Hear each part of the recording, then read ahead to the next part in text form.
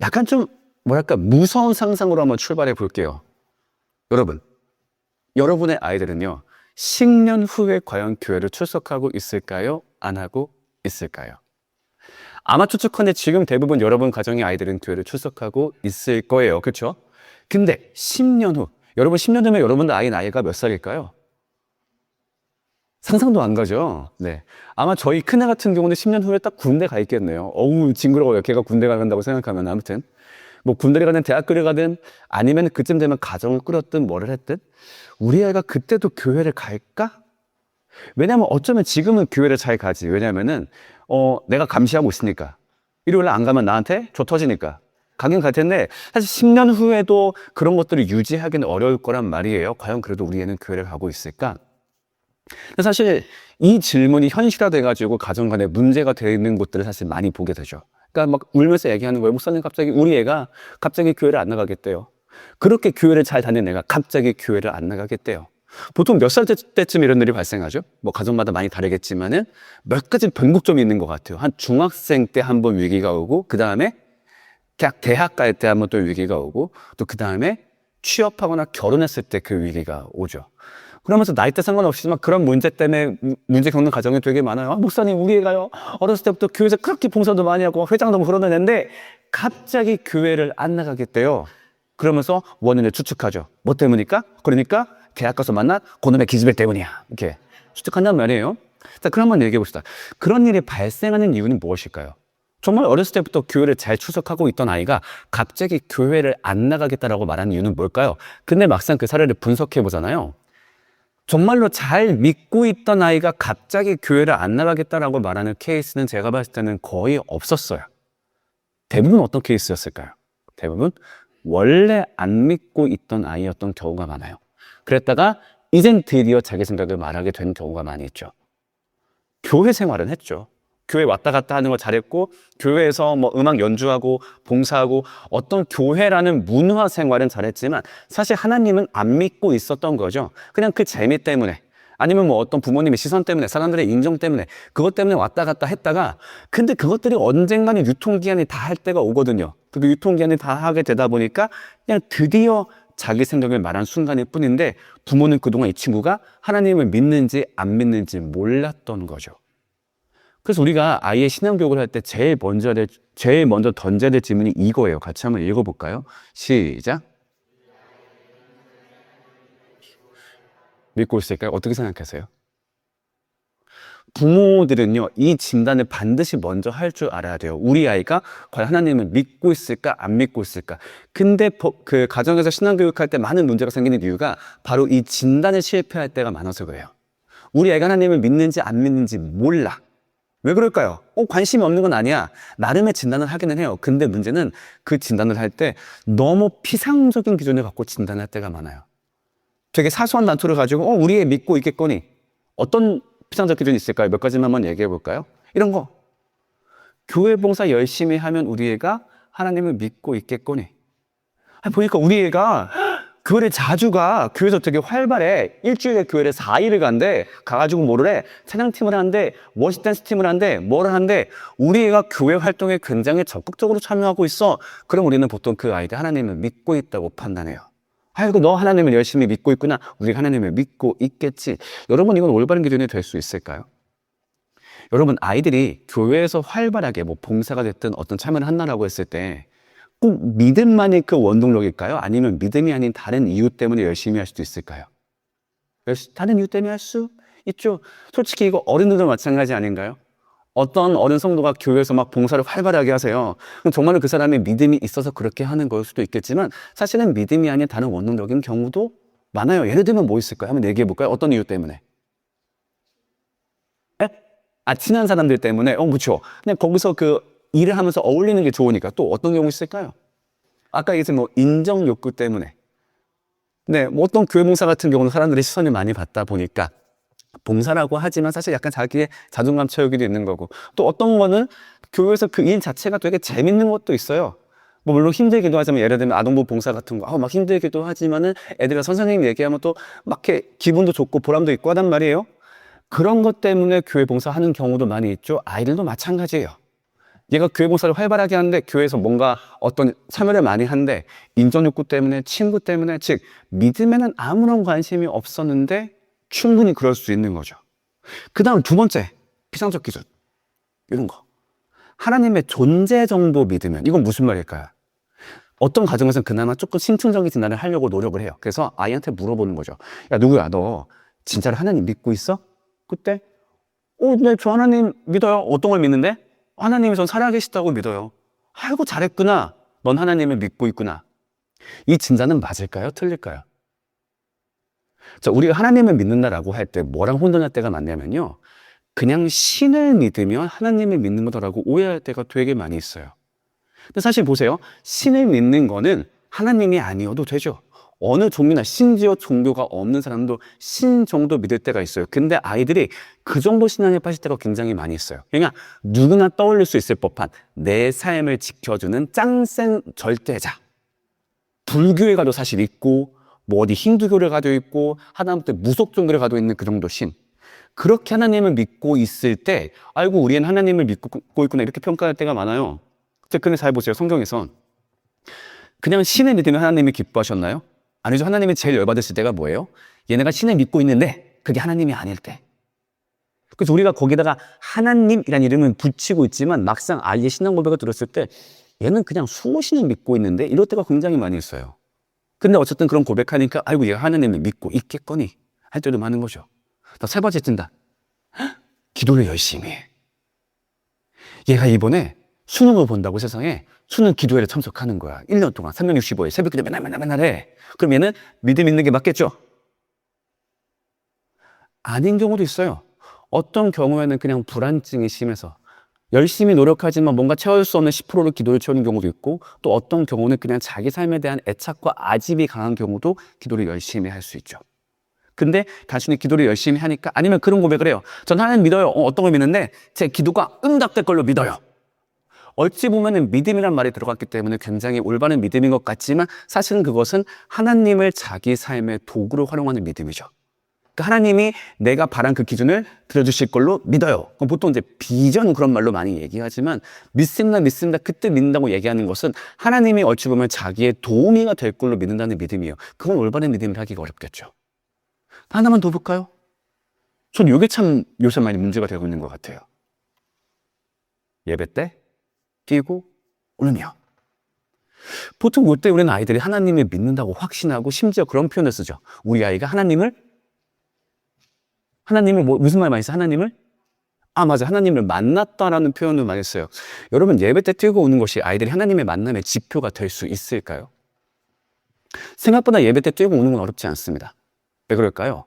많은 수련회 현장, 많은 집회 현장이 뛰고 울만하게 잘 세팅이 되어 있어요. 그렇다 보니까 내 마음에 진짜 믿음이 있어서 그런 장치의 도움으로 뛴다면 문제가 안 되겠지만 어떤 경우에는 하나님에 대한 인진한 믿음이 전혀 없이 그냥 레크리에이션적으로 그걸 뛰고 울고 즐길 수 있어요. 그렇죠? 일단 음악이 신나니까 뛰게 되는 거죠. 그 다음에 사람이 뛰고 난 다음에 갑자기 사람이 센치해져요. 그 와중에 잔잔한 피아노가 깔리고 앞에서 인도자의 목소리가 크게 울리기 시작하면은 그 와중에 여기 훌쩍 저기 훌쩍 하다 보면은 되게 사소한 감정에도 사람이 울게 되어 있어요. 그래서 물론 그것은 어쨌든 나쁘다고 볼 수는 없을 거예요. 얘가 울었다 보니까 마음이 몽글몽글해졌을 거 아니야. 올바른 믿음에 가질 수 있는 상태라고 보는 건 문제 없는데 가끔은 그냥 그 상태를 가지고 너 하나님 만났구나 얘기할 때가 굉장히 많이 있어요. 수련회 갈 때 얘기해. 얘들아 하나님 만나고 와. 수련회 갔다 왔대. 어땠니? 나 엄마 나 기도하면서 울었어. 아이고 우리 애가 드디어 하나님을 만났구나. 근데 여러분 많이 기억하실 거예요. 우리 어렸을 때 나랑 같이 울고 뛰었던 그 친구들 지금 어디가 있나요? 이 네 가지는요. 우리 아이들의 믿음을 판단할 때 활용해서는 안 되는 기준들이에요. 근데 사실 이 네 가지가 다 그럴듯하죠. 꽤. 그럴듯하다 보니까 우리가 저것에 가지고 그냥 우리 아이를 진단할 때가 굉장히 많이 있어요. 우리 아이가 하나님을 믿고 있겠거니 그리고서 아무런 신경은 안 쓰고 거기에 대해서만큼은 안심을 하고 있는 거죠. 이건 누구 얘기일까요? 바로 앞에 있는 제 얘기이기도 해요. 저는 여러분들 다 많은 분들이 그러하듯이 모태신앙이었고 근데 모태신앙인데 전 좀 더 특별했어요. 저는요 제가 교회에서 별명이 제가 에이스였어요. 몇 살 때부터? 초등학생 때부터. 왜 그랬을까요? 제가 없으면 교회가 안 돌아갔어요. 그 비유적인 표현이 아니에요. 진짜. 제가 없으면 난리가 났어요. 왜냐면은 제가 서울에 살다가 지금 저희 부모님이 계신 충남 아산으로 이사를 갔는데 거기가 지금은 꽤 뭐 신도시 3기가 돼가지고 막 이렇게 하지만 제가 갔을 때만 해도 진짜 시골. 그러니까 학교로 만약에 걸어간다면 사슴농장 2개를 거쳐가 됐던 이제 그런 시골이었거든요. 그 시골만에 갔더니 피아노 학원 다니는 애가 저밖에 없는 거예요. 그래서 어떻게 초등학교 3학년 때 이사를 갔는데 초4 때 바로 반주를 맡게 돼. 1년간 가게를 보다가 초등부 반주를 시작했어요. 그것까지는 괜찮았어. 근데 그 다음 연도에 교회 메인 반주자 누나가 이사를 가게 된 거예요. 교회에 반주자가 펑 폈어. 그때부터 교회의 모든 반주가 저한테 쏟아집니다. 그때 제 일요일 일정을 제가 말씀드리면은 아침에 제일 먼저 어린이 성가대 연습. 여러분 여기 교회에 어린이 성가대 있나요? 요새는 많이 없어요. 제가 어렸을 때만 해도 교회마다 있었거든요. 어린이 성가대 연습, 그 다음에 어린이 예배. 끝나고 연습 한 번 더 하죠. 그 다음 어디 가야 돼? 빨리 따따따 뛰어 올라가서 어른 성가대 연습. 그 다음에 어른 예배. 끝나고 어른 성가대 연습 한 번 더. 그 다음에 밥 먹어. 그 다음 어디 가야 돼요? 이번에는 찬양팀 피아노 연습. 그 다음에 오후 예배하고 끝나고 연습 한 번 더. 그 다음에 학생부 피아노 반주. 이렇게. 아침 9시부터 몇 시까지? 저녁 6시까지. 몇 살짜리 애가? 초등학교 5학년짜리 애가. 몇 살 때까지? 고3 때까지. 빠진 적 단 한 주도 없었죠. 어렸을 때니까 그냥 하나만 해야 되는 건 줄 알았어. 그냥 지금 같으면 안 하지. 근데 그거를 시키니까 한 거예요. 근데 재밌는 게 보세요. 교회 입장에서 얘가 피아노 반주를 빡세게 하고 있어. 와, 얘 고생하고 있으니까 다른 봉사는 시키지 말아야겠다. 라고 합니까? 아니죠. 얘 이거 시키면 다 하네? 이것도 하겠네? 저는 교회에서 봉사자 붙은 것 중에 제가 안 해본 봉사 없어요. 뭐 있을까요? 뭐 음향 봉사, 영상, 차량, 식당, 그 주일학교, 보조교사, 그 다음에 특히 제가 1년 중에 제일 바빴을 때가 언제였을까요? 여러분도 마찬가지일 것 같은데 교회가 1년 중에 제일 바쁜 하루를 꼽으라면 언제예요? 그쵸. 몇 월 며칠? 12월 24일. 비슷하죠. 그때 어떻게 할까요? 보통 그때 방학이니까 아침부터 목사님 출근하기 전에 와가지고 음향 세팅 제가 다 하는 거죠. 이거 설치하고 연결하고 뭐하고 막 하고 있으면은 그때쯤 돼서 목사님 스스로 오시고 각 부서 온단 말이야. 그럼 각 부서 막 떠다니면서 아동부 리허설 몇 시에 할 거예요? 알겠습니다. 다다다다. 리허설 몇 시에 할 거예요? 마이크 몇 개 필요하죠? 여기다 다다다다. 그 다음에 또 이것도 해야 될 거 아니야. 우리 뭐 고등부였으니까 우리 거 뭐 50대스만 연습한 다음에 그 다음에 이제 그 쇼가 시작을 해. 아니, 쇼라고 하면 좀 그런가? 아무튼 이게 시작을 해. 그러면은 사회 누가 봐요? 사회? 내가 봐야지. 자, 지금부터 우리 아동부 춤 읽겠습니다. 아동부 해. 다음엔 우리 고등부 읽겠습니다. 너 내가 해. 또 와가지고 끝나고 나면은 보통 크리스마스 때 전야제 끝나고 나면 애들 집에 안 가죠. 밤샘으로 놀 거 아니야. 그럼 보통 레크레이션에 그 레크레이션 진행을 누가 해? 아니, 지금 같으면 돈 받고 한 일이 그때는 왜 돈 받고 안 했을까요? 그러니까 제가 없으면 교회가 안 돌아갔어요. 진짜로. 그러니까 그렇게 교회를 나오고 있다 보니까 제가 교회에서 이렇게 지나가고 있잖아요. 제 엉덩이가 나만하진 않아요. 왜? 권사님들, 집사님들이 올 때마다 서진이가 최고야 그냥. 왜? 목사님 아들내미보다 교회를 많이 나왔으니까. 사람들이 칭찬해요. 야, 너 참 교회에서 일 잘한다. 그렇게 칭찬 안 해요. 뭐라고 칭찬하죠? 너 참 믿음이 좋다라고 칭찬을 해요. 그런 줄 알았죠. 제가 20살이 되었을 때 저는 정확하게 교회를 떠났어요. 뭐 봉사에 지쳐서 그런 건 아니었어요. 그러니까 아니 솔직히 말하면 또 할만했어. 왜냐면은 또 이렇게 앞에 올라가는 게 좀 전 재밌기도 했었고 사람들 칭찬도 해주고. 근데 뭐가 쓰냐면요. 20살 되니까 제가 집을 떠나가지고 이제 자취를 시작한 거죠. 대학교 앞에서. 제가 교회를 안 나가는 거예요. 나도 너무 신기한 거야. 그러니까 교회를 가야 된다라는 의무감은 분명히 있는데 이게 너무 좋은 거죠. 집에서 이러고 누워있는 게. 그러니까 이거를 깨고 굳이 내가 몸을 움직일 정도까지는 모르겠는 거죠. 왜냐면은 그 대학교 앞에도 물론 교회가 있잖아요. 가면 되잖아. 근데 사실 여기 있는 교회는 본 교회에 있는 것 중에 없는 게 꽤 있는 거죠. 일단은 여기 대학교 앞에 교회는 누가 없어요? 우리? 부모님. 알게 뭐야. 거짓말만 하면 되는데, 그렇죠? 그냥 가봤자 아는 사람도 없어. 그리고 가봤자 내가 할 일도 없어. 원래 교회 같았으면 제가 만약에 교회를 안 나갔다? 제 핸드폰은 터지겠죠. 아침부터. 근데 여기는 뭐 내가 가도 그만 안 가도 그만 쓱 교회를 안 나가는 거예요. 저는 꽤 오랫동안 교회를 안 나갔어요. 그러면서 나도 내가 느꼈던 거죠. 아, 내가 하나님을 안 믿고 있었구나. 그러니까 나는 교회 생활은 했었지. 교회라는 문화 생활을 굉장히 프로스럽게 했었지. 근데 내가 진짜 하나님을 믿었을까? 나는 하나님을 안 믿었구나. 왜요? 저도 어떤 저런 피상적 기준의 좀 피해자였던 거죠. 아, 성진이 교회 모자 열심히 하잖아. 걔 수련회 가면 걔 바로 울어. 전 별명이 수도꼭지였어요. 기도 시작. 왜냐면은 그걸 해야 될 것 같거든. 교회에서 에이스야. 나를 기대하고 있단 말이야, 선생님들이. 그럼 수련회 때 다 같이 기도하겠습니다. 내가 좀 터져줘야 될 것 같단 말이야. 그런 어떤 의무감각과 이제 그런 분위기를 싹 받아가지고 또 원래 약간 감성적이기도 하니까 잘 울었단 말이에요. 그러면서 그 모든 과정을 통해서 내가 하나님을 믿고 있다. 여기에 대한 추호의 의심도 안 해봤어요. 근데 사실은 저는 하나님을 안 믿고 있었던 거죠. 저는요, 이게 많은 교회 교육 현장 그리고 많은 가정에서 벌어지고 있는 신앙적 비극이라고 생각을 해요. 여러분, 우리가 이걸 되게 좀 돌아봐야 돼요. 우리 이렇게 말할 때가 많아요. 그냥 우리 애들 교회 잘 나오면 된 거죠, 뭐. 우리 애들이 세상에 주중에 교회 나와서 컵라면 끓여 먹고 교회 나와서 이렇게 풋살하고 막 그래. 물론 얘네가 믿는지 안 믿는지는 모르겠지만, 아이고, 어쨌든 바깥에서 노는 것보다 낫죠, 뭐. 저도 그건 동의해요. 근데 그걸 믿음이라 얘기할 수 있을까요? 예수님도 동의하실까요? 그래서 오늘 굉장히 중요한 말씀을 볼 거예요. 믿음에 대해서 예수님에 대한 평가가 어떠신지. 우리 오늘 함께 볼 말씀은 여기입니다. 제목 같이 한번 읽어볼까요? 시작. 오병이어, 너무너무 잘 알고 있는 말씀이시죠. 오병이어 이야기 모르시는 분 거의 없을 거예요. 한번 우리 복습해 봅시다. 오병 뭔 뜻이에요? 5개. 네, 떡빵 다 맞아요. 자, 그 다음에 이어 뭐죠?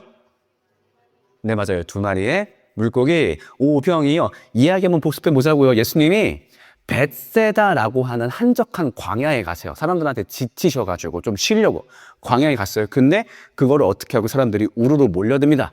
몇 명이 몰려들었죠? 아, 맞아요. 많이. 그렇죠. 많이 왔겠죠. 그러니까 그렇겠지. 2명 왔으면 안 적었겠지. 그렇죠. 많이 왔어요. 5천 명이 모였어요. 근데 이 5천 명이 누구만 세 숫자예요?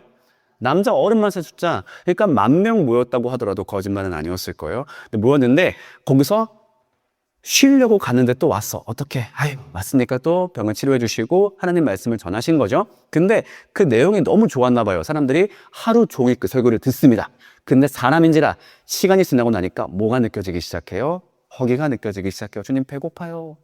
니네 뭐 먹을 거 없냐? 한번 싹 다 모아봐. 싹 모아봤는데 뭐밖에 안 나왔어요? 꼴랑 이거밖에 안 나온 거야.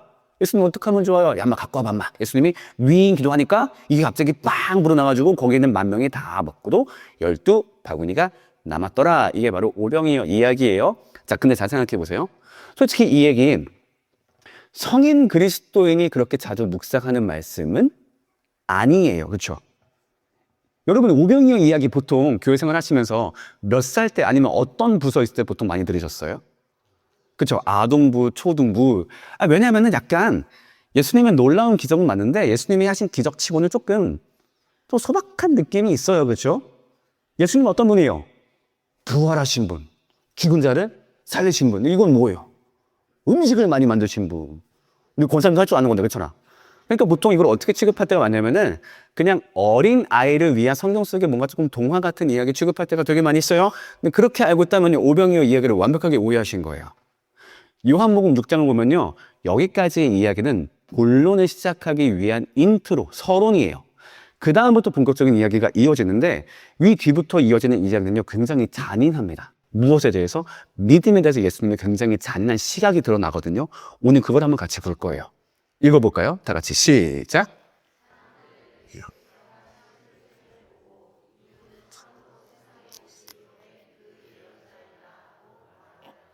네, 우리가 익히 알고 있는 성경의 그 오병이의 마지막 장면이에요. 기적이 성공했어. 사람들이 막 환호를 한 거죠. 와, 신기하다. 저분이 오시기로 된 그 예언자인가 봐. 메시아 사상을 담아서 예수님께 경배를 보내는 장면이에요. 자, 이게 몇 절? 14절. 자, 그러면요, 그 다음 15절에 사람들의 이 경배에 대한 예수님의 반응이 등장하거든요. 한번 예상해 봅시다. 우리의 상식대로라면은 15절에서 예수님이 어떻게 반응하셔야 돼요? 예수님이 기뻐하셨더라, 흐뭇해 하셨더라. 그게 정상일 거예요. 자, 같이 한번 읽어볼까요? 시작. 혼자서 산으로 물러가셨다. 왜? 열받아서. 혐오스러워서. 예수님이 그 모인 사람들의 경배를 보고 그게 너무 혐오스럽고 환멸감을 느껴서 산으로 그냥 가버리셨대요. 뭐 때문에? 분위기 좋았는데? 이 앞부분에 나름의 그 이유가 등장하긴 하는데요. 좀 이상합니다. 한번 같이 읽어볼까요? 시작.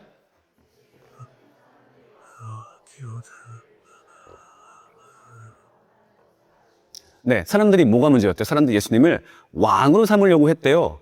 그게 열받았대요. 근데 이게 열받을 만한 일입니까? 아니, 어쨌든 왕으로 모신다. 우리가 누군가를 왕으로 모신다. 그거는 최고의 표현이잖아요. 우리 일상적인 그런 말 안 하잖아요. 그러니까 누군가가 당신이 우리의 왕이십니다라고 하는 거는 인간이 할 수 있는 최고의 경배의 언어예요. 근데 그걸 보고 열받았대요. 사람들도 납득이 안 되는 거지. 갑자기 예수님이 없어졌어. 뭐야, 어디 갔어? 분위기 좋았는데 왜 갔지? 근데 딱 보아하니까 배 한 척도 같이 없어졌어. 보아하니까 이분이 갈릴리 바다를 아예 건너갔나 보다. 어떻게 하자? 추격하자. 똑같이 배를 한 대 렌트해가지고 예수님을 쫓아갑니다. 그래서 갈릴리 바다를 막 따라가가지고 건너편에 가버나움이라는 곳에서 드디어 예수님을 체포합니다. 그때 말씀 읽어볼게요. 시작. 선생님, 언제 여기에 오셨습니까? 선생님, 와! 잡은 거죠. 언제 여기까지 온 거예요? 그리고 왜 가셨던 거예요? 분위기 좋았잖아요. 사람들이 환호한다니까요. 사람들이 당신을 왕으로 모시겠다고 얘기한다니까요. 그러면 가셔가지고 한마디만 하시면 되잖아. 뭐라고? 그래, 내가 너희들의 왕이다. 그러면 끝나는 건데 뭐 때문에 가신 거예요? 막 따져 물었을 거예요. 자, 여기에 대해서 예수님이 굉장히 싸늘하게 응답하십니다. 같이 한번 읽어볼게요. 시작.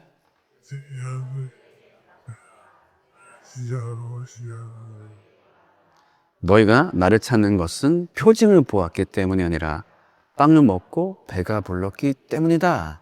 내가 진정으로 너에게 말한다. 무슨 말입니까? 야, 지금부터 내 말 똑바로 들어. 싸늘하게 집중시키는 거죠.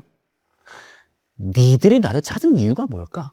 나를 찾았다고? 그럼 내가 물어볼게. 니들이 왜 나를 지금 이렇게 간절히 찾으실까? 니들이 정말로 표징을 보았기 때문일까? 여기서 말하는 표징은 뭘까요? 여기서 말하는 표징은 조금 어려운 말이죠. 간단하게 말해서 사인, 의미를 말해요. 의미. 니들이 진짜 내 의미를 알았고 그것 때문에 쫓아온 거냐? 아니잖아. 뭐 때문에? 그냥 빵 때문에. 그러니까 나를 쫓아오면 니들의 만족이 채워질 것 같으니까 온 거 아니야? 그러니까 한마디로 뭐예요? 니네 나한테 관심 없잖아. 내가 뭘 니네들이랑 같이 있어야 돼? 여러분, 이게 벌써 우리의 상식이 붕괴되는 순간 아닙니까? 우리가 보통 알고 있는 예수님의 모습은 어때요? 사람들이 나오면 예수님은 다 안아주시고 맞아주시고, 우리 교회 주일학교 미화할 때 벽에 붙이는 예수님 캐릭터 어때요? 귀엽잖아. 팔다리 짧으시고 이게 아우. 근데 지금은 그 느낌이 아니에요. 예수님이 주머니에 손 딱 놓고 얘기하신 거죠. 너네 왜 왔냐? 뭐지? 사람들도 당황해요. 같이 한번 읽어볼까요? 시작.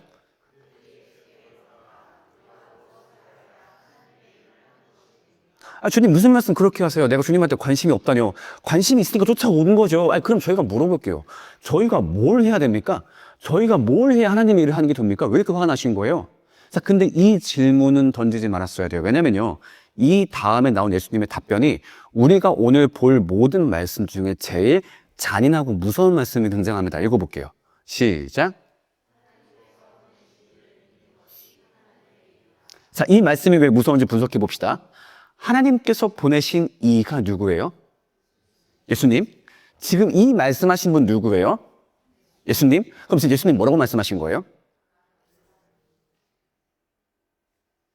얘들아, 부탁할게. 제발 뭐해? 제발 나 좀 믿어. 그 말은 뭡니까? 예수님이 지금 자기를 따라온 사람들의 믿음을 전면으로 부정하신 거예요.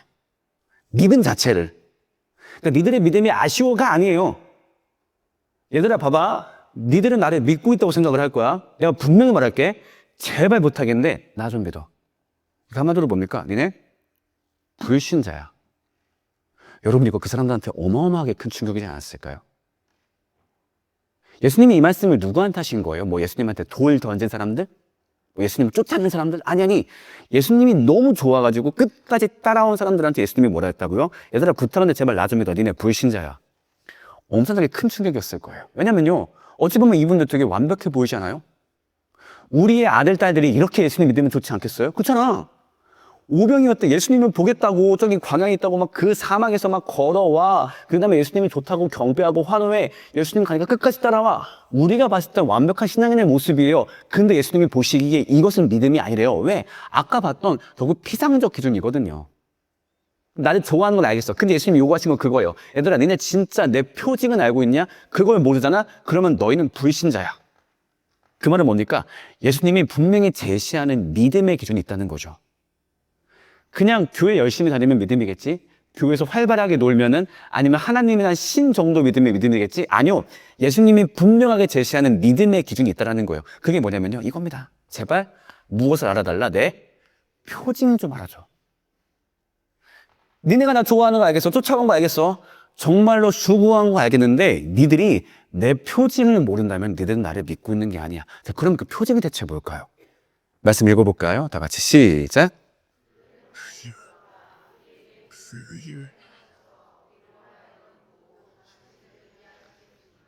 당신이 하신 일이 무엇입니까? 그 표징을 물어본 거예요, 사람들이. 그러니까 예수님이 표징 때문에 삐졌다고 하니까. 아, 주님, 그럼 도대체 그 표징이 뭔데요? 저희가 뭘 믿어야 되는데요? 아, 저희 꽤 열심히 했어요. 그리고 우린 당신을 사랑해요, 어쨌든. 그럼 도대체 저희가 안 한 게 뭡니까? 그 표징이 뭡니까?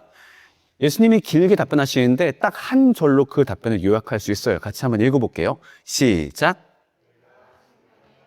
내가 생명의 빵이다. 이걸 바라봐야 돼. 무슨 말일까요? 내가 생명의 빵이다. 여러분, 이게 사실 한국인들한테 그렇게 올 수 있는 말씀이 아니에요. 이렇게 느낌이 잘 안 와요. 왜 그럴까요? 번역이 잘못됐어. 내가 생명의 빵이다. 여러분, 여쭤볼게요. 여러분, 일주일간 빵 안 드시고 살 수 있어요? 없어요? 있어요. 좀 아쉽겠지.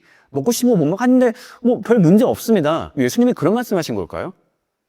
또 어떤 성경은요, 나름 한국 상황에 맞추겠다고 내가 생명의 떡이다. 제가 강릉의 분위기는 몰라서 여쭤보는 건데 여러분 마지막으로 떡 드신 게 언제예요? 기억은 나세요? 저는 기억 안 나요. 아, 주일에 드렸어요? 아, 누가 결혼하셨구나. 아, 돌잔치? 뭐야, 그쵸? 그렇죠. 교회가 좀 사람이 많이 있으면 끊이지 않아요. 그렇죠? 누구는 돌, 결혼 하니까. 저는 기억이 안 나요. 마지막으로 먹은 두 조크는 기억나요. 근데 마지막으로 먹은 떡은 기억도 안 나요. 빵, 떡. 예수님이 말씀하신 말씀을 담기에는 부족한 표현이에요. 예수님이 그런 옵션을 말씀하신 게 아니에요. 그런데 이미 한국어 말 중에 예수님의 의도를 정확하게 담을 수 있는 단어가 빵, 떡 대신에 있어요. 뭘까요? 이거죠. 한국인들 만났을 때 뭐라고 인사해요? 너 밥 먹었니? 거기서 말하는 밥은 뭔 뜻이에요? 쌀밥 먹었어? 그 뜻이에요? 아니지. 네가 밥이든 쌀이든 명이든 쿠키든 두둑이든 뭐가 됐든 간에 네 생명을 유지시켜줄 그 양식을 먹었어? 그 모든 걸 포함하는 게 밥이란 말이에요. 자, 올바른 성경 번역본 갖고 왔습니다. 읽어볼까요? 시작. 내가 생명의 밥이다. 얘들아, 이게 내 표징이야. 니네 이거 믿어야 돼. 무슨 말입니까? 얘들아, 니네 있잖아. 니네는 모르겠지만 니네 죽어있어. 살아있다고 생각을 할 거야. 팔다리 붙어있지, 말하지, 막 걸어 다니지. 아니야, 니네 죽어있어. 왜냐면은 니네 어차피 죽잖아. 니네 뭐 없잖아. 니네 영생 없잖아. 밥 먹으면 뭐하냐. 왔다 갔다 하면 뭐하냐. 어차피 사라지고 죽어버리는데 내가 너희들한테 빵을 주고 물고기 줬지만 어차피 니네는 죽어. 이거 심지어 니네 조상도 마찬가지였다. 광야에서 하나님이 주시는 만나를 먹었어. 근데 광야에서 다 죽었어. 이게 얼마나 허무하냐. 근데 나한테 왜 나온다고? 나한테 뭘 달라고? 그래, 내가 뭘 해줄까? 집을 줄까? 차를 줄까? 어차피 나는 죽어. 이게 얼마나 허무하냐. 그렇기 때문에 나한테 뭘 구해야 돼? 영생을 구해야 되는데 내가 마침 그 생명의 밥이야. 나를 먹으면 니네가 살아. 그걸 믿어야 돼. 말씀 같이 읽어볼까요? 시작.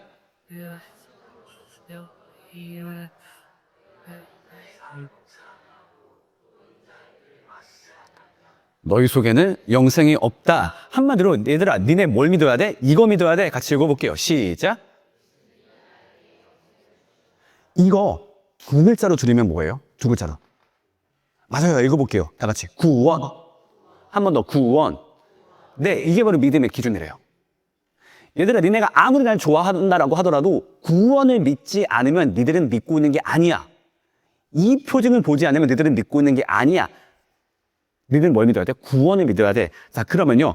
우리 아이들의 신앙을 진단할 때 우리가 던져야 될 질문은 뭐예요? 이거예요. 같이 한번 읽어볼까요? 시작. 정말 구원을 믿고 있을까요? 그 질문을 먼저 던져봐야 돼요. 근데 이게 좀 쉽지 않은 게 뭐냐면요. 구원을 믿는다랑 굉장히 비슷한 개념이 있어요. 그건 뭘까요? 구원을 알고 있다. 우리 아이들은 어쩌면 그냥 구원을 알고 있는 건 아닐까요? 너 구원 믿어? 네, 믿어요. 어쩌면 그냥 알고 있는 건 아닐까요? 왜냐면 두 가지는 너무 비슷하지만 굉장히 다르거든요. 성경은요, 구원을 믿는다는 것이 무엇인지 구원을 믿는 올바른 방법, 그 상태를 설명하거든요. 말씀 같이 한번 읽어볼 텐데 우리 노란색에 조금 더 힘줘서 한번 읽어볼게요. 시작. 내가 만일 내 입으로 예수를 주로 시인하며 또 하나님께서 그를 죽은 자 가운데서 살리신 것을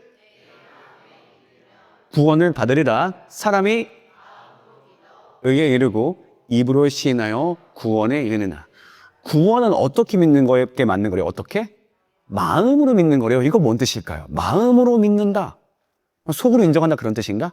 이거 알려면요. 우리 헬라어 딱 하나만 배워볼게요. 어렵지 않습니다. 따라할까요? 카르디아.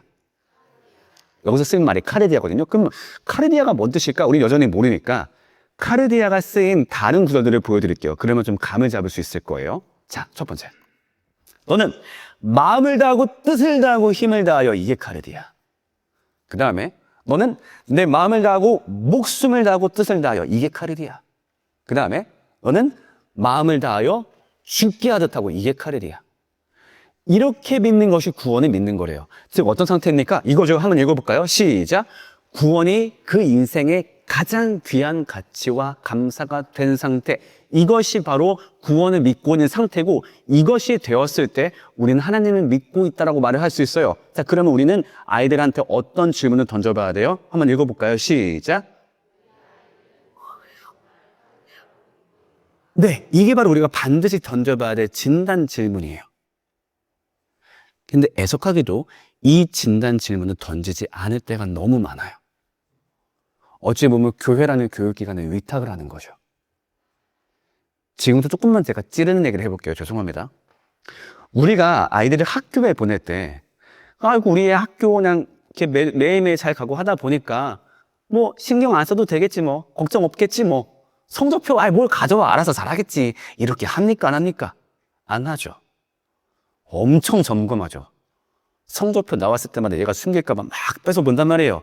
그걸 보고서 막 진단한 다음에 대책을 막 마련해요. 어떤 대책을. 뭐 얘를 수학학원을 보내든 추가로 과외를 하든 우리는 그거 엄청나게 신경을 쓴단 말이에요. 그런데 왜 신앙에 있어서만큼은 일주일에 1시간 그 예배당에 밀어놓고 왔으면 신경을 안 쓰는 걸까요? 문제가 있는 거죠.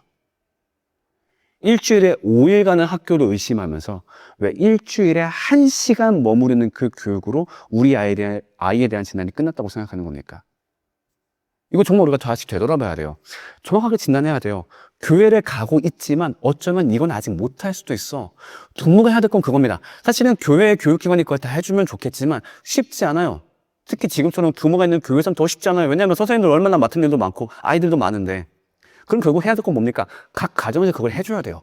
우리 아이가 정말 구원을 카르디아로 믿고 있을까? 엄마, 나 이번 교회에서 나 워싱턴 들어가기로 했어. 이번 단기 선교 갔다 올 거야. 나 기도하다가 울었어. 오케이, 다 알겠어.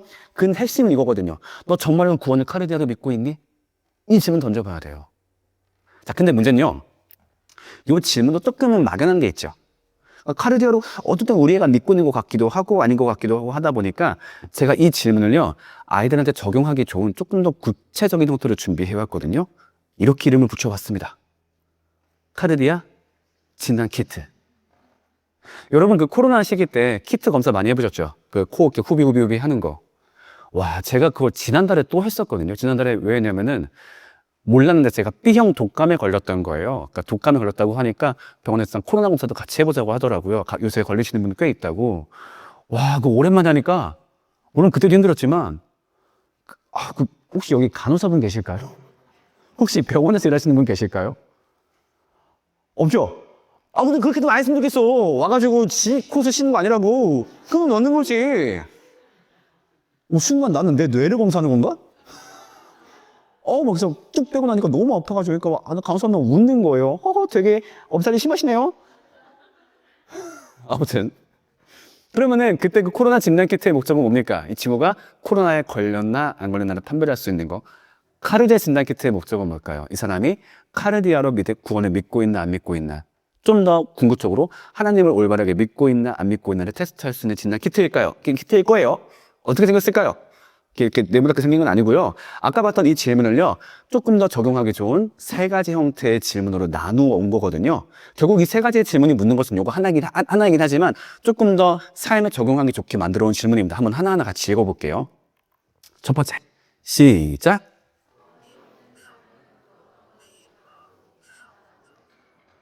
우리의 아이들은요, 구원이 없는 삶을 바라봤을 때, 야, 저 삶은 되게 비참한 삶이야 라고 판단할 수 있을까요? 그걸 입 밖으로 꺼내진 않겠지만. 왜냐면요, 우리가 구원이 무엇인지 배웠어요. 구원은 우리에게 영생을 갖다 준 우리 인생의 유일한 영혼의 가치예요. 너무너무 중요하지. 근데 이게 없으면은 이 땅에서 그 어떤 것을 가지고 있더라도 비참하다고 바라봐야 되지. 그런데 문제는 뭐냐면 우리 아이들이 살아가면서 꽤 부러운 인간들을 많이 만날 거예요. 또 누군가는 예수고 교회고 구원이고 쥐뿔도 몰라. 근데 얘 되게 부러운 거지. 예를 들면은 이번에 얘는 컴퓨터도 또 바꿨대. 얘네 엄마 아빠가 이번에 해외 연수를 보내줬대. 아니 누군가는 얼굴이 잘생겼대.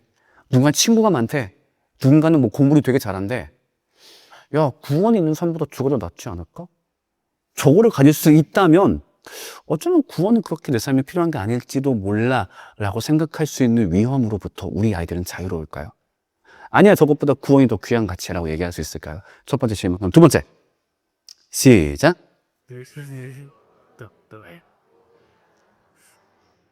우리 아이들은 구원을 가장 감사한 가치로 여길까요? 하나님이 나 원래 수능 한 3등급 나오는데 수능 문제를 푸는데 몇몇 개의 답이 빛나는 거야. 뭐지? 이거 분명히 2번 같은데 3번이 바빠서 빛나. 3번. 이번에 5번이 빛나. 했더니 2등급 나온 거야. 하나님 감사한 거 고백할 수 있겠죠? 아멘. 그렇잖아. 근데 그것보다 구원을 더 감사할 수 있을까요?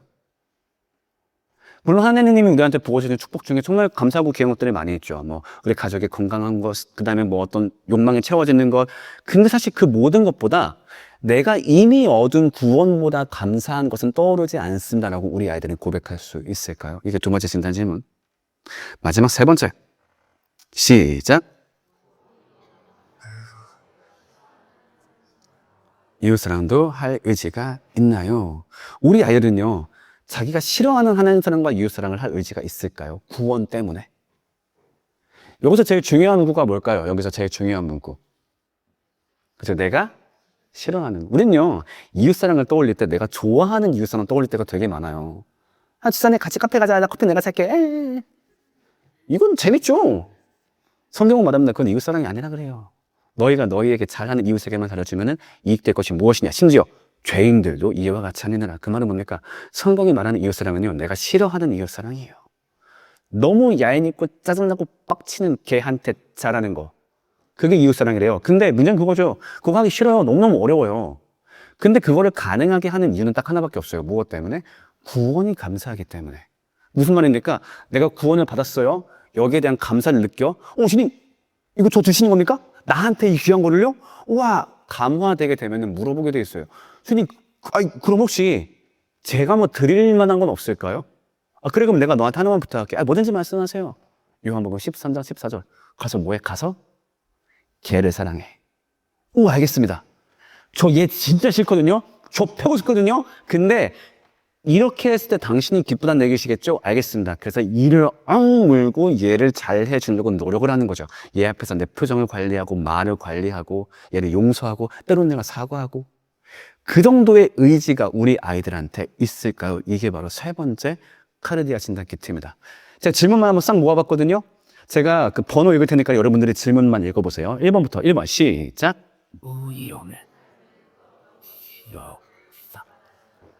2번 시작.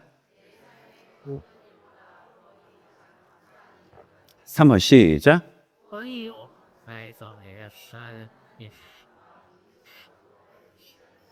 네. 이것이 바로 우리 아이들의 신앙을 점검하기 위해서 반드시 들여다줘야 될 믿음의 신앙 진단 기준입니다. 그런데 제가 정말 가슴 아플 때가 있어요. 이런 말들 하시는 거죠. 여러분 중에 어쩌면 여러분 중에 그렇게 생각하시는 분 있을지 모르겠어요. 내가 봤을 때 못해도 3분은 계실 거예요. 아이고 애들이 그거 어떻게 해요. 이거 질문 솔직히 답하는 애들 몇이나 있겠어요. 그거 원래 못하는 게 당연한 것이. 문제의식이 상실되었어요. 아이들이 여기에 질문에 답하지 못하는 걸 굉장히 당연하게 생각하는 거죠. 아, 애들은 그럴 수 있죠. 정말 그럴까요? 여러분 지금 던진 이 3가지 질문이요. 교회에서 말하는 가장 기본적인 이야기예요. 가장 기본적인 이야기. 얘들아, 종교 개혁이 몇 년도 일어난지 알고 있어? 이런 말이 아니에요. 교회에서 얘기하는 가장 기본적인 가치, 구원, 하나님 나라. 얘들아, 여기에 감사하고 있니? 우리 아이가 여기에 대답하지 못한다면요, 그건 굉장히 이상한 일이에요. 자, 이렇게 한번 얘기를 해볼게요. 만약에 제가 우리 아이를 돈 주고 중국어 학원을 3년간 보냈어요. 3년간. 근데 심지어 애가 중국어 학원 되게 재밌어 해. 맨날 가서 막 놀고 한단 말이야. 그 한 3년 보냈으니까 평소에 얘가 스트레스 받을까봐 점검은 안 해봤지만 3년 후에 한번 물어본 거지. 야, 너 혹시 중국말로 안녕하세요가 뭔지 알아? 그거 그게 딴 건데. 야, 안녕하세요. 야, 아빠도 한다. 니하오만 그거를 몰라? 얘가 모른대요. 이거 되게 문제 있지 않을까요? 둘 중 하나야. 얘가 완전 돌대가리구나. 아니면은 학원에 뭔가 문제가 있구나. 그럼 제가 학원에 가보겠죠. 몰래 가. 수업 시간에 가본 거야. 그래서 수업할 때 이렇게 본 거야. 근데 봤는데 뭔가 되게 마음이 복잡해. 왜냐면요, 그 학원에서 교사랑 우리 애랑 우리 애 친구들이랑 너무너무 재밌게 잘 노는 거야. 너무 즐겁게. 이 교사가 정말 사랑이 넘쳐. 자기 사비로 막 간식 싸와서 간식 같이 먹고 레크레이션 야야야 뭐 너무 재밌게 잘 놀아. 그 끝나고 선생님한테 얘기를 하겠죠. 선생님, 저 사실 그 누구 아빠인데요. 그 고맙습니다. 그러니까 애 가진 입장에서 잘 놀아줘서 고마워요. 근데 이럴 것 같으면 내가 애를 키즈 카페 보낼지 여기 왜 보냅니까? 여기 중국어 학원이에요. 최소한 가장 기본은 해야 되는 거 아닙니까? 아니, 우리 애가 니 한국말을 모르는데 이게 말이 안 되지 않습니까? 그거는 하시고 재밌게 놀든가. 이건 문제 있다고 생각합니다. 어쩜 우리의 모습 아닐까요? 애들이요, 교회를 6년간, 10년간, 20년간 다니고 났을 때 우리 아이들은 뭘 할 줄 알아야 될까요? 다른 게 아니라 아까 이 질문들에 대답할 줄 알아야 돼요. 그렇잖아요. 가장 기본이니까. 근데 그렇지 않은 상태에 대해서 우리는 별로 문제의식을 못 느끼는 거죠. 아이, 그럴 수도 있지. 그러니까 아이들이 교회를 5년, 10년, 20년 다니면서 뭘 잘하냐면요, 아까 얘기했던 그냥 교회 생활이 잘해요. PPT 잘 만들어. 피아노 코드 많이 외워. 교회 행사할 때 미화 잘해. 아니 뭐 제가 했던 뭐 레크레이션 진행 잘해. 이것만 쌓여가는 거죠. 여러분, 이거 굉장히 비정상적인 행태예요. 그러니까 뭡니까? 아까 얘기했던 자꾸 피상적 진단에 머물러 있는 거죠. 아, 얘가 교회에서 즐거우면 됐지.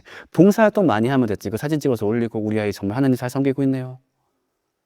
부모는요, 아이들 반드시 진단해야 돼요. 자, 그러면요, 만약에 아까 이 질문들을 적용했을 때 우리 애가 온전한 믿음이 없는 것 같아. 어떻게 해야 될까요? 어떻게 양육해야 될까요? 사랑이면 될까요? 특히 점점 이 말에 좀 되게 가슴 아플 때가 많아요. 혹시 여러분 중에 교육부서에서 교사로 봉사하고 계신 분 한번 흔들어 봅시다. 교육부서에서. 뭐 어떤 부서가 되었던, 좋아요. 보통 교육부서 교사들한테 많이 그런 얘기를 해요. 우리 아이들한테 제일 중요한 것은 무엇이다? 사랑을 줘야 된다. 사랑을 베풀어 줘야 된다. 그럼 어떤 사랑? 주기적으로 카톡 해주고, 생일날 연락해주고, 안아주고, 막 마음 써주고. 근데 그게 나쁘다는 게 아니에요. 너무너무 중요하죠. 좋아요. 근데 어쨌든 그것은 인간의 사랑이에요. 인간의 사랑에는 한계가 있어요. 아니면 나 이사 가면 끝나요. 얘 이사 가면 끝나요. 얘 먼저 생겨서 교회 못 나오면 끝나요. 그럼 우리 얘한테 줘야 될 건 무엇이냐면은 하나님의 사랑인 거죠. 하나님의 사랑을 전달해야 되는데, 그럼 뭐 어떻게 전달해야 될까요? 그 방법은 뭘까요? 그 답을 얘기하기 전에 이 질문 한번 던져봅시다. 여러분, 우리의 아이들이 구원에 감화되지 못하는 이유는 무엇일까요? 아까 얘기했던 구원이 감사하니 솔직히 잘 모르겠는데요. 그 이유는 무엇일까요? 90%, 아니 제가 봤을 때 95%가 대부분 이것 때문입니다. 뭘까요? 너무 간단해요. 읽어볼까요? 시작. 네, 몰라서. 이게 대부분이에요. 일단 아이들이 구원이 뭔지 몰라요. 너 구원이 뭐야? 그나마 답할 수 있는 친구들도 아마 한 2문장 정도 지식이 나올 거예요. 뭐냐면, 그거 아닙니까? 그 예수님이 내가 죄인이라서 나를 위해 죽으셨고, 나는 죽으면 천국 간다. 오케이, 좋아. 근데 아이들이 이 두 문장 정도의 질문이면 복음의 감화가 되나요? 너무너무 기쁘게 될 수 있나요? 아니, 그런 케이스도 간혹가다 있어요. 근데 보통 그러기 쉽지 않아요. 왜냐면요, 이 두 문장 정도의 지식은요, 오히려 이해를 주기보다는 더 질문들을 만들어내거든요. 한번 생각해보자고요. 정말 이것만 다 되나? 아, 내가 죽어서 천국 간다. 그래서 남은 구원을 믿으라고? 그럼 우리가 질문이 올라오게 되어 있어요. 한번 하나하나 얘기해볼까요? 그럼 저 늦게 믿을수록 이득 아니에요? 아, 그렇잖아요. 천국 가기 위해서 하나님 믿는다고 한다면은 늦게 믿는 사람의 승자인 것이 뭐, 마음대로 살다가 한 95살쯤에 이렇게 누워있으면은 내가, 우리 딸내미가 동네 목사님 데리고 오겠지. 목사님 막 오셔가지고, 아, 형제님 제 말이 들리십니까? 네, 들립니다. 예수님이 형제님을 위해서 죽으셨습니다. 그거 믿습니까? 믿습니다. 이게 최고 아닙니까? 마음대로 살다가 유일한 디펜스가 뭐예요? 언제 죽을지 모르니까. 그러면은 만약에 내가 일찍 믿었어. 내가 생각보다 오래 살았어. 그 사람은 손해겠네요? 애들은 납득이 안 돼요. 아, 그럼 나중에 되면 안 됩니까? 그 다음에, 그게 오늘날 내 삶하고 무슨 관련이 있어요? 아, 내가 지금 그걸 왜 믿어야 돼요? 나 되게 바빠요. 학교도 가야 돼요. 공부도 해야 돼요. 취직도 해야 돼요. 연애도 해야 돼요. 결혼도 준비해야 돼요. 근데 왜 믿어야 돼요? 그 다음에, 예수님이 세상의 죄를 해결했다고요? 예수님이 인간의 죄를 다 이렇게 짊어지시고 본인이 해결하셨다고요? 아닌 것 같던데요? TV를 켜보자고요? 뉴스를 켜보자고요? 지금도 인간의 죄가 쏟아지고 있어요. 그럼 예수님 실패한 거 아닙니까? 그냥 그것도 물어볼게요. 아, 내가 왜 죄인이에요? 아, 사람은요, 물론 죄를 행할 때도 많지만 착한 일도 해요. 그게 인간의 반반이에요. 그러니까 사회가 유지되는 거 아니겠습니까? 근데 그거 싹 다 무시하고서 다 죄인이야. 이거 가스라이팅 아니에요? 애들이 물어봐요. 초등학생 애들도 그걸 물어봐요. 여기에 답하지 않는데 우리 아이들이 구원에 대해서 감사하고 감화되기란 쉽지 않습니다. 그렇기 때문에 우리가 아이들이 양육하기 위해서 아이들이 구원에 감화되길 원한다면 우리 뭐 해야 될까요? 말씀 같이 읽어볼게요. 시작.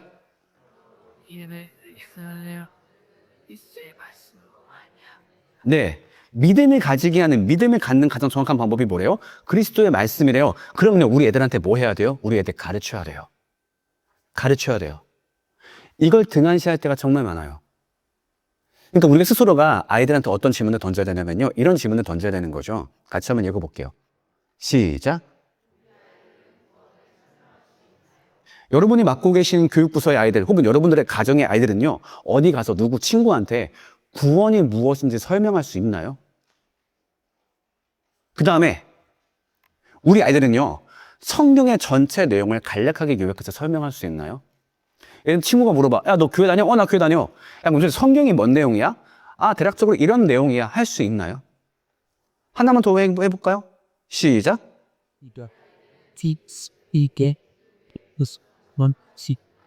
네. 해야 정상이에요. 여러분 또 그렇게 생각하셨죠? 아, 애들이 그걸 어떻게 해요? 여러분 재밌는 거 뭔지 아세요? 혹시 여러분들 자녀들 중에 그런 친구 있지 않나요? 갑자기 그 왜 역사 매니아, 삼국지 매니아. 걔네한테 삼국지 물어보잖아요. 얘네가 5시간 동안 말을 안 멈춰요. 얘기한단 말이에요. 뭐 조선시대의 왕수서 얘기해볼래? 얘기한단 말이에요. 머리가 짱짱한 그 아이들을 우리는 꽤 오랫동안 붙잡고 있었어요. 그럼 우리 아이들이 그걸 할 줄 알아야 정상이에요. 왜냐면은 교회 바깥에서 그걸 한다니까요. 우리 아이가 최근에 그 주짓수 체육관 다니기 시작했어요. 그 아는 관장님께서 1년만 무료로 다니게 해주셔가지고 그러면 가잖아요. 우리 애가 처음 왔으니까 힌 띄일 거 아니에요. 자, 지금부터 2사람씩 한번 같이 해볼게요. 그러면은 우리 아이를 한 8한테쯤 되는 애한테 이렇게 묶어주더라고요. 그래서 관장님이 야, 저기 애들 가르치고 있어? 그럼 얘가 가르쳐줘요. 나도 신기한 거죠. 그럼 친구도 물어봐. 친구 너 체육관 얼마나 다녔어? 네, 저 2년 다녔어요. 2년쯤 다녔으니까 초보자한테 그걸 가르칠 수 있는 거예요. 우리 애들 교회 몇 년 다녔어요? 고3을 기준으로 물어볼까요? 고3? 그래, 초등학생은 그래 빼고 얘기합시다. 초등학생 제가 양보할게요. 고3을 기준으로 한다면은 고3은요, 그 교회 중고등부를 6년간 다녔어요. 머리 한참 좋을 때, 그 짱짱할 때, 그 6년간 정도 교회를 다녔다라고 한다면요, 이거 할 줄 알아야 되지 않을까요? 야, 기독교가 뭘 믿는 종교야? 응, 이런 종교야. 하나님 나라가 뭐야? 응, 이거야. 구원이 뭐야? 응, 이거야. 이건 할 줄 알아야죠. 근데 이 노력을, 이 중요성을 등한시할 때가 너무너무 많이 있어요. 제가 한번 제가 노래 얘기 웬만하면 안 하려고 했습니다만 한번 잠깐만 얘기해 볼게요. 저희가 노래랑 저랑 같이 아침마당에 한번 출연한 적이 있어요. 연락이 왔어요. 신동 특집을 한대요. 나와달래요. 그래서 우리 애는 랩 신동 해가지고 알겠습니다. 갔죠. 그래서 우리는 사실 되게 저도 뭔가 방송의 개념이 잘 없었던 거예요. 그냥 하던 대로 가서 얘기하고 놀면 되겠지 했었는데 총 5명의 신동이 나왔거든요. 우리 애 말고 4명들은 부모님이랑 칼을 갈고 나왔더만. 미리 질문지를 보내줬어요, 저희한테. 그래서 미리, 예를 들면, 노래는 나중에 꿈이 뭡니까? 이런 걸 그러니까, 그냥 평소대로 대답하면 되겠지. 준비를 안 했어요. 근데 다른 애들은 대본을 외워 갖고 왔더라고. 예를 들면, 댄스 신동이 있어요. 저 나중에 뭐가 되고 싶어요? 네, 저는 우리나라 케이팝이 빛나는 아이돌이 되어서 누구든 댄스를 추고 싶습니다. 옆에서, 네, 저는 우리나라의 세발 자동차에 대한 랄랄랄랄랄랄라. 우리 뭐라는 줄 아세요? 노래는 나중에 꿈이 뭐예요? 래퍼 이렇게 얘기할 줄 알았을 거 아니에요? 꿈이 뭐예요? 편의점 주행이요. 진짜로 유튜브 가시면 나와요, 그거. 왜요? 돈 많이 벌 것 같아서요. 아무튼. 근데 아무튼 거기에 신동들이 있었어요. 그러니까 어떤 친구 있었냐면 가게에 또 춤 신동, 그 다음에 누구는 외발 자전거 신동, 그 다음에 국악 신동, 이렇게 신동들이 있었거든요. 있었는데, 그럼 걔네가 그걸 몇 년 했을까요? 한 3년 정도, 4년 정도? 그러면 그러면 걔 아이들이 그 분야의 신동이 되더라고요. 그러면 제가 궁금한 거는 왜 기독교 신동은 없을까요? 기독교론이 많이 줄었다라고는 얘기하지만 지금도 모태신앙으로 교회를 다니는 기독교인들이 엄청나게 많아요, 애들 중에. 최소한 교회 내에서는 대부분 초등학생다라고 하더라도 교회를 5년 넘게 대부분 다녔어. 그러면 걔 중에 기독교 신동이 있어야 되지 않을까요? 기독교 신동은 어떤 게 기독교 신동일까요? 아까 얘기했던 거 기독교가 뭘 말하는지 설명할 수 있고 예수님이 말씀하신 하나님 나라가 무엇인지 이미와 아직이 무엇인지 말할 수 있어야 될 거예요. 그런 사람을 찾기가 너무너무 힘들어요. 대신에 무슨 신동은 많을까요? 찬양 잘 부르는 신동, 워십 댄스 잘하는 신동, 드럼 반주 잘하는 신동은 교회 한 2군데만 가도 한 2-3은 나올 수 있어요. 우리가 사실 좀 이거는 많이 좀 반성해야 될 것 같아요. 그 전에 말할게요. 저는 강릉중앙교회 상황 몰라요. 저는 사실 일부러 안 들어요. 혹시 제가 저격하는 걸로 오해하실까봐 그냥 보편적인 한국교회 상황을 얘기하는 거예요. 혹시 오해 없으시면 좋겠어요. 여러분 잘하고 계실 수도 있고 아무튼 많이 가르치면 무관심해요. 가정에서도 교육부서에서도. 왜냐면요, 이것보다 사실 더 재밌고 손쉽고 멋있는 일이 많거든요. 얘들이 복음에 기뻐하면 좋겠어. 그럼 어떻게 해야 돼? 복음을 가르쳐야 돼요. 그 복음이 왜 감사한 일인지 질문해 볼래? 내가 알려줄게. 복음이 무엇이냐면 말이야, 원래 이거를 해야 돼요. 근데 이거 재미없고 지루하고 딱 들어도 우리 머리 아프죠, 그렇죠? 그러니까 어떻게 해요? 얘네가 복음에 기뻐하면 좋겠어? 음악을 잘 준비해보자. 쿵쿵. 애들 어쨌든 기쁜 모양을 만들어내거든요. 손쉽고 더 재밌고. 재미 얘기 나왔으니까 한번 하는 얘기인데, 자, 제가 이렇게 얘기하잖아요. 그럼 어떤 반박이 올 때가 많냐면요. 아이고, 목사님 말씀 알겠는데요. 애들한테 구원이고 복음이고 가르치려고 하잖아요. 애들이 지루해요. 애들이 하기 싫대요. 그것 못하겠어요. 그럼 제가 뭘 물어볼까요? 그러면요, 어쩜 그렇게 매년 크리스마스 준비는 그렇게 잘하세요? 크리스마스 준비한다고 할 때 그걸 좋아하는 애들은 있습니까? 애들 우리 이번 크리스마스 때 성극할 거야? 워십 댄스 할 거야? 애들 좋아합니까? 안 좋아요. 싫다 그래. 근데 그거를 어떻게든 설득하죠. 어떻게든 자료를 만들고 설득하고 치킨을 사주고 매년 그 노하우가 쌓여 있어요. 근데 왜 복음은 지루하대 아이고 포기 못하겠어요. 이건 애초에 뭔가 되게 비정상적이라는 거죠. 애초에 교회라는 집단 자체가 자꾸 문화생활만 하려고 그래요. 아니요.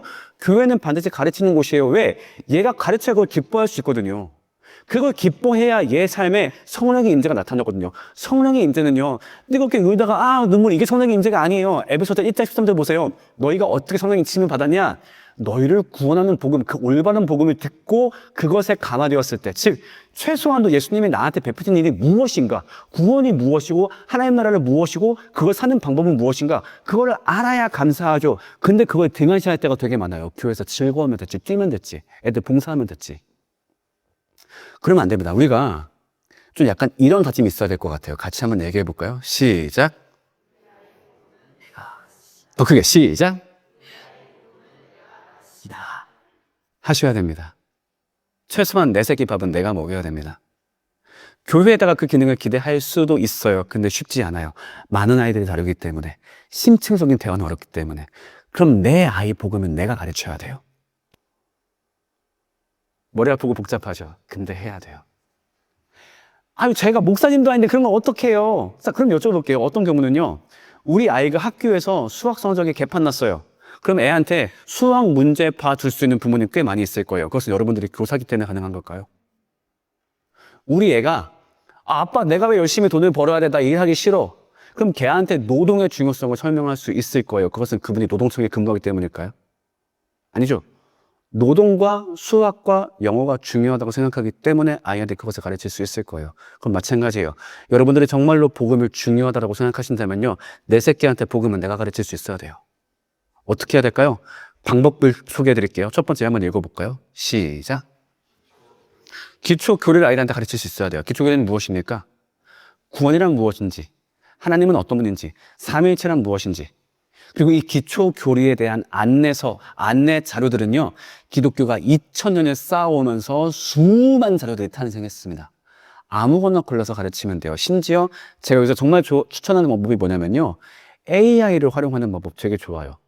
뭐냐면은 시중에서 책 보면 좀 어렵잖아요. 근데 기독교에서 보통 이제 뭐랄까 교리를 가르치기에 정말 좋다 클래식 같은 책들이 있어요. 예를 들면은 뭐 웨스트민스터 소요리 문답. 근데 그 시중 가서 책 보면 두껍고 어렵거든요. AI한테 어떻게 하는 걸까? AI야, 웨스트민스터 소요리 문답의 1문을 중학생이 이해할 수 있게 1500자 글 분량으로 적어줘. 10초면 나와요. 제가 봤는데 꽤 괜찮아요. 이상하게 하는 경우는 거의 없어요. 왜냐면 애초에 그걸 정해주니까. 그리고 이 내용을 기반으로 부모와 자녀가 대화를 할 거야. 대화하기 좋은 주제 3개만 골라줘. 완전 최고예요. 목사 없어도 돼. 나도 목사지만. 네. 그렇게 각 가정에서 하시면 돼요. 그래서 직접 시간을 쓰고 아이한테 복음을 가르칠 수 있어야 돼요. 다음 두 번째. 읽어볼까요? 시작. 무언가를 가르칠 때 정말 중요한 게 질문과 답을 주고받는 일이에요. 아이들이 질문한다는 것은 이걸 받아들이고 싶은데 걸리는 게 있다는 뜻일 거예요. 정말 핵심적인 주제들. 예를 들면은 신이 있다는 걸 어떻게 믿을 수 있어요? 우리가 부활을 어떻게 믿을 수 있어요? 예수님은 실존했나요? 노아 형수를 어떻게 바라봐야 돼요? 중요한 문제에 대해서 어떻게 해요? 나도 모르겠는데 걱정 마세요. 사실 아이들이 그 어떤 질문을 던진다 하더라도 물론 굉장히 치명적인 질문을 던지겠지만 기독교가 2000년을 버텨오면서 다 바라봤던 질문이에요. 그 질문들에 대해서 좋은 답을 하는 책 이미 많이 있어요. 한두 권 사셔가지고 그냥 사전 뒤지듯이 보시면 돼요. 엄마 그럼 어떻게 봐야 돼? 잠깐만 있어봐. 엄마 화장실 좀 갔다 올게. 충분히 가능해요. 그리고 그참에 나도 공부가 되는 거죠. 그 다음 세 번째. 요건 좀 되게 뭐랄까 교회마다 분위기가 다를 수 있는데 제가 정말 추천하는 방법 세 번째. 시작. 성찬 너무 좋아요.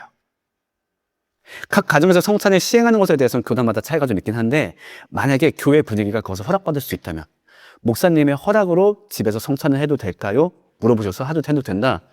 이것보다 좋은 복음 교재가 없어요. 특히나 미취학 아동 혹은 초등학생 아이들한테. 저희 집 같은 경우는 한 달에 한 번씩 성찬을 하거든요. 몇 분 할까요? 성찬 한 번 할 때. 한 3, 4분이면 끝나요. 너무 무겁게 안 하는 거죠.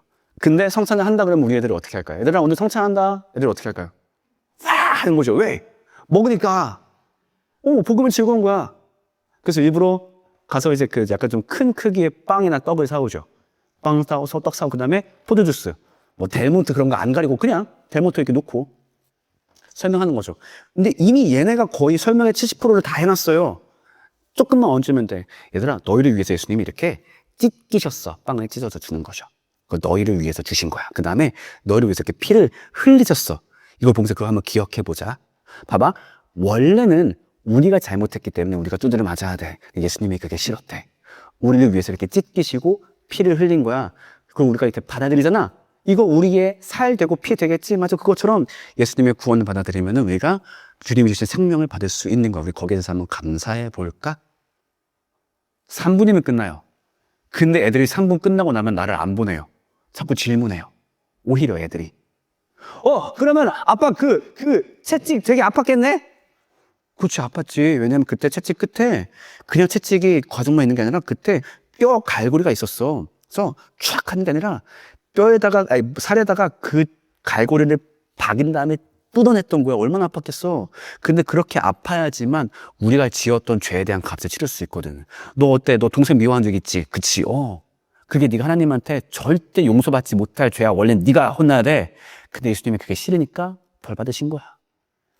한 달에 한 번만 해도요, 아이들의 복음에 대한 인지가 되게 선명해집니다. 마지막. 이도저도 다 괜찮다. 4번도 괜찮아. 읽어볼까요? 시작. 네. 가끔 이제 그 영상들 중에서 같이 보고 나눌 수 있도록 만든 좋은 영상들이 많이 있어요. 제 걸 얘기하고 싶은데 홍보 같을까봐 제 건 얘기하지 않을게요. 아무튼 좀 목사님의 도움으로 좀 잘 찾다 보면요. 가정에서 특히 약간 4번 같은 경우는 한 중학생 이상 자녀를 하면 좋을 것 같아요. 같이 영상을 보고서 어떻게 생각하는 이런 얘기하기 좋은 것들 많이 있는 거죠. 이런 것들을 가정에서 시간을 쓰셔야 돼요. 어때요? 딱 봐도 좋아요. 싫지. 얼마나 머리 아프겠어요. 그래서 얘기할래 봐. 애들 질문한다니까요. 근데 해야 돼요. 우리 입시 설명회는 뛰어다니잖아요. 학원 정보 교환하잖아요. 누구 선생님이 대치동에서 오셨대. 어디가 스파르타래. 그 노력에 제가 봤을 땐 5분의 1만 쏟아도 돼요. 예수님은요, 지금도 이런 예배자를 찾고 있어요. 이제 마무리할게요. 한번 같이 읽어볼까요? 시작.